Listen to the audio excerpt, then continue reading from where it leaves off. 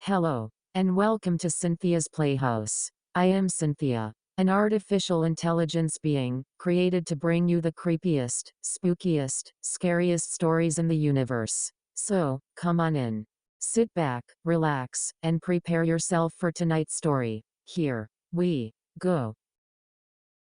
Diary of a Ghost Hunter. The House on Roadway Drive.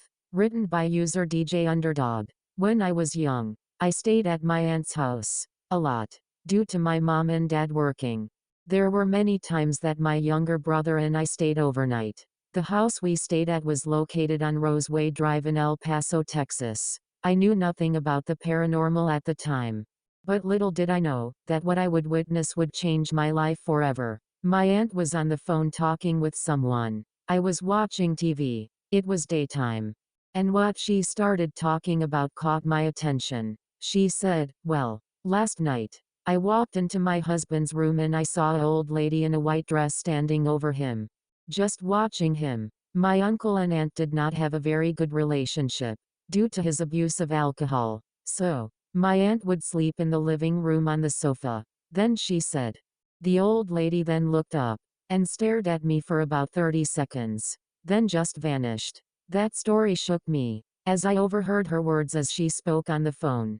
I wasn't comfortable in her house anymore. Days later, I heard her talking on the phone once again, saying maybe this lady left unfinished business behind. My aunt believed that her house contained some kind of buried treasure, or that this lady left money buried within the house. I didn't believe her. I thought maybe she watched too many movies. One night, my whole family had a family gathering and we sat at the dining room table playing cards. Of course, my father and uncles were drinking and all were having a good time. The table was followed by the kitchen, down a dark hallway that led to all the bedrooms. Down the dark hallway, a tall black shadow walked by. I quickly turned my head to see who it was.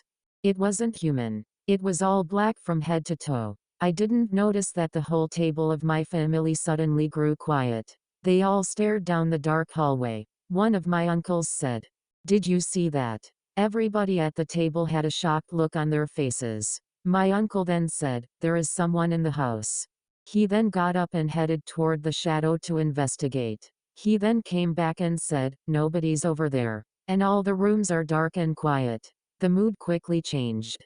And the night was no longer fun for anybody. Years later, my family had a Thanksgiving get-together, once again at my aunt's house on Roadway Drive. At the time, camcorders were a big thing. This was in the 90s. So yeah, the sun went down and all of the family was watching TV in the living room. I started playing with the camcorder and started to record.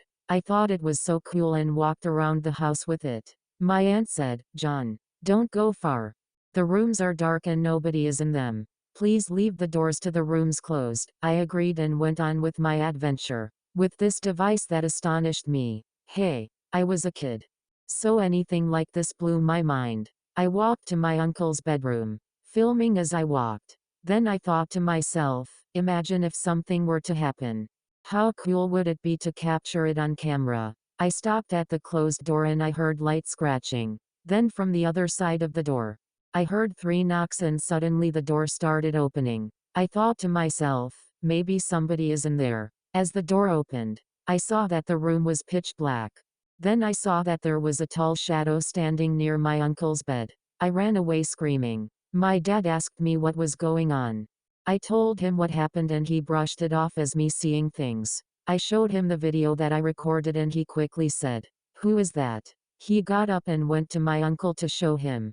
They both looked confused. My uncle then walked to his room. He checked the room and came back to tell us nobody was in there. I was scared from then on in that house. Over the years, growing up, I would see the shadow all the time. It was usually quick and then disappeared. When I was about 14, my cousin had a friend over, outside in the backyard. My uncle had a huge garage. It looked like a warehouse and he and my 2 cousins would work on cars. My cousin's friend kept looking around, and looked very uncomfortable. He then told my cousin that he had to leave. My cousin asked, "Why?" Then his friend said, "The spirits are making me really uncomfortable." He said that he was sensitive and that he could see spirits. I didn't believe him and laughed. Then he told my cousin that there are many spirits here, and some of them had bad intentions. He said that one was a man dressed like an Indian. He then said some of these spirits are angry because this was their land, and now you live here. My cousin's friend quickly left and never came back after that.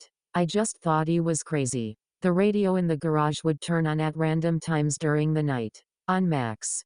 The music that would play would be oldies. It would turn off and turn on many times. A couple of years later, I was about 17 years old and I needed extra money. My uncle told me if I cleaned the yard, he would give me $50. I jumped on it quickly. I showed up and started cleaning the yard. It was a huge yard next to the garage. The sun was going down as I finished cutting the grass. Suddenly the mower turned off and I couldn't get it back on. I messed with it in as I wanted to get it working again. I could see the silhouette of a person standing right in front of me. I turned quickly to see who was watching me and no one was there. I got the chills and I felt very uneasy after that. I got the mower working again and finished as fast as I could. The whole time I had the feeling that someone or something was watching me. This was my last encounter. My uncle that owned the house ended up divorcing my aunt. My aunt soon moved out. My uncle got in trouble with the law. He was involved in embezzling money from the city. He went to court and ended up going to jail. The land that my uncle and aunt lived on turned out to belong to the city and was never paid for. My uncle lost the house and the land.